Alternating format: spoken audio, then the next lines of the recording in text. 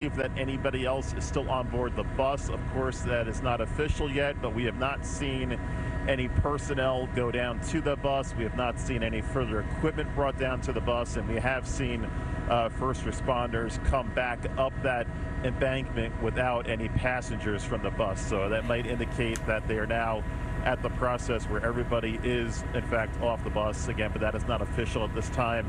A large response by first responders, numerous fire department, EMS personnel, as well as police responded to the scene. We saw at least 2 medevac helicopters come to the scene and depart just a short time ago.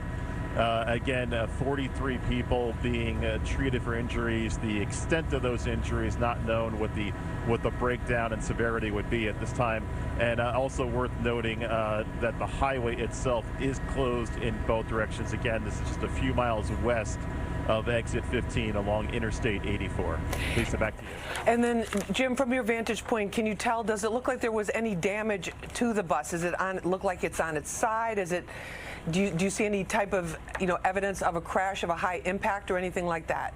I don't know if you're able to tell from where you're at, but can you tell us? The bus is, in fact, laying, for the most part, on its side down at the bottom of that embankment. It's difficult to see, but there is equipment around the bus to brace it, to keep it from tipping over. Unclear at this time whether the bus was the only vehicle involved in the accident. Police have not been able to determine, or at least release that at this time, whether there were other vehicles involved in the accident. But that is a wide perspective now. You can see the bus going down an embankment. It's unknown exactly how far down in terms of elevation that is, but we did see some of the first responders using ropes to help guide themselves down the hill to get to that scene. So it's actually not it's not flat in between the eastbound and westbound lanes. It's actually almost like a big embankment, and then there's a space there. Jim, tell us about the weather in that area this afternoon, because here in New York City, it's been very clear and very sunny. But was there any type of precipitation, anything like that going on, earlier there, from what you know?